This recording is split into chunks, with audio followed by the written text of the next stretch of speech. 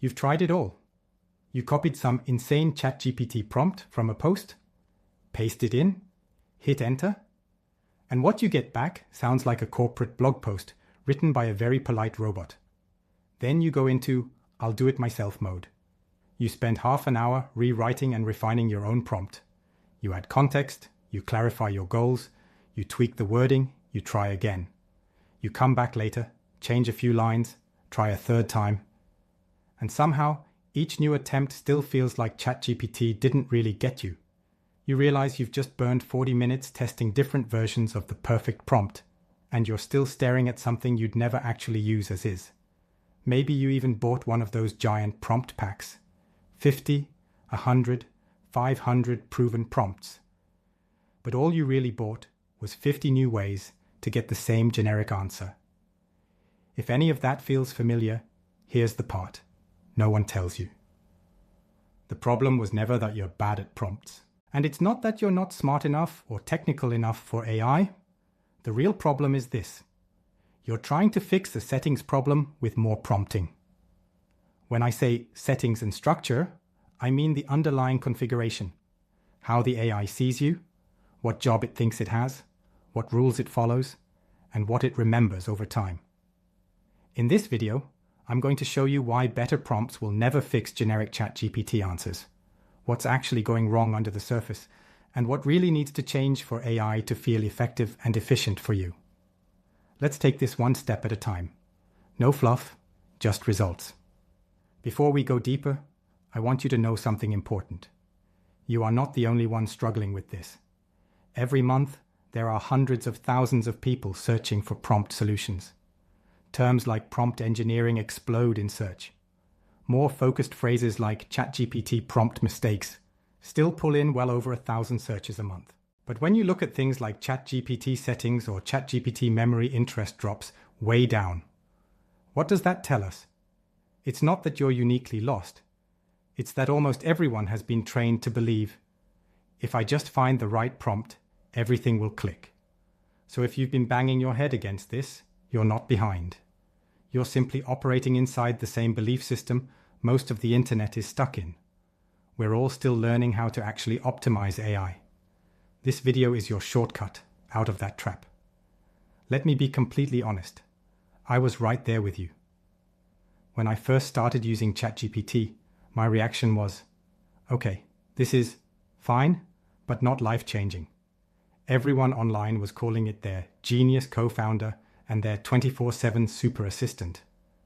And I was reading answers that felt like a slightly more organized Google search. So I did what everyone does. I went all in on prompts. I searched for best ChatGPT prompts. I watched prompt engineering breakdowns. I tested templates. I saved mega threads. Sometimes I got slightly better answers, but most of the time it was the same pattern. Too generic, too safe, too shallow, and never quite matching how I actually think.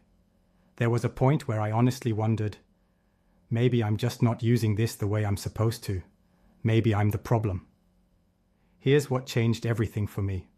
I realized ChatGPT wasn't actually set up to work with me at all. It didn't know who I was. It didn't know how I like to communicate. It didn't know what good looks like for me. It didn't know what to avoid. Every new chat, from its perspective, I was just another random user. Same tool, same interface. But once I stopped blaming prompts and started looking at how the AI itself was configured, the experience flipped. ChatGPT is a pattern prediction engine.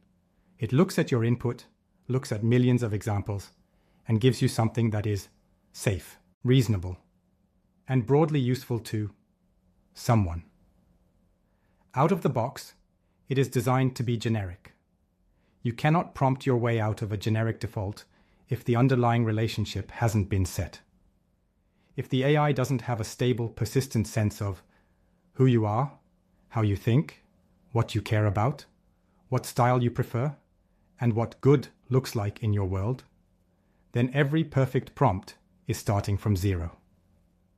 That's why you keep writing these massive prompts, trying to cram your whole brain, background, and preferences into one message. It works a little, until the next conversation when you have to start over again. That's exhausting. And it still doesn't give the AI a lasting foundation. So the answers keep feeling like they could have been written for anyone. They don't fully click with how you see things.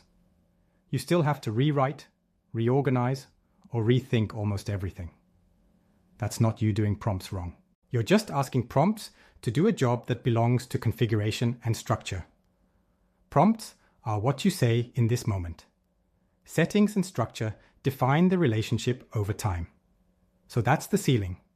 Prompts can only go so far if the relationship underneath is still generic.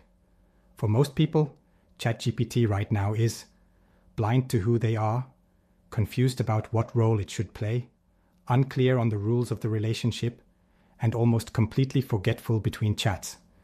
That's why it feels like you have to reintroduce yourself every time.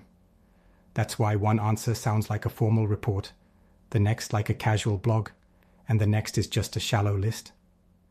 From the AI's perspective, it's never been given. A stable identity for you, a clear job to do, clear rules to follow, or a way to build real continuity. This is the real reason better prompts won't fix generic answers. You're decorating the walls of a house whose foundation hasn't been poured. Okay, so if this is the real problem, what does the solution actually look like? So if better prompts isn't the solution, what is?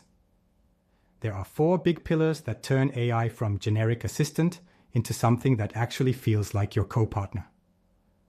I'll walk you through what they are and why they matter. Not the step-by-step setup. That's a whole separate guide. Just the structure. Pillar 1. Identity. The AI needs a stable sense of who you are, your context, preferences, how you like to think and communicate. If it doesn't have that, it will always aim for the average user. That's why you keep re-explaining yourself in every long prompt. Pillar 2. Role. The AI needs a defined job in your world. Thinking partner, strict editor, planner, coach, researcher. Without a clear role, you get a blurry mix of everything. You ask for help thinking. It responds like a generic article. You ask for clear steps. It gives you vague theory. Pillar 3. Rules and boundaries. How do you want it to think and respond? Concise or detailed? Should it challenge you or just support you? Should it always ask clarifying questions first? Are there phrases or styles you hate? Right now, you're stuffing this into individual prompts. When it becomes part of the underlying setup, you get consistent tone, depth, and challenge. Pillar 4. Memory and continuity. If every chat is a blank slate, there's no real relationship. Continuity is about your preferences being remembered, your recurring projects having context, and your style being recognized over time. That's what turns it from tool you manage into partner that grows with you. When identity, role, rules, and continuity are in place, prompts become lighter. You don't have to over-explain. You start trusting the output more. And AI finally feels like it's on your side, not just throwing words at you. So, if you've been frustrated with generic AI answers, you're not alone. The search data proves it. Most people are stuck trying to fix everything with prompts, while almost no one is thinking about settings and structure. You are not behind. You are not bad at this. You've just been given the wrong lever. Today we walked through why better prompts won't fix generic ChatGPT answers, what's actually going wrong under the hood, and the 4 pillars that matter far more than the latest viral prompt template.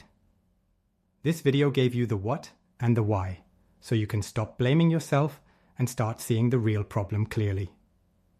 If you're at the point where you want ChatGPT to feel like an actual co-partner in your life and work, not just a slightly fancier search box, and you want help with the step-by-step setup of those 4 pillars, that's exactly what I created the AI Co-Partner Setup Guide for. You can find it below. It walks you through putting identity, role, rules, and continuity in place, one step at a time, so you're not guessing or reverse engineering anything.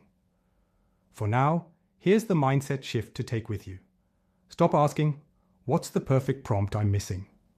Start asking, What kind of relationship have I actually built with this AI? If this helped you feel a little less alone and gave you a clearer way forward, give me a like and consider subscribing for more videos on turning generic AI into a customized co-partner that actually understands you. No fluff, just results. Thank you for watching, and I will see you in the next one.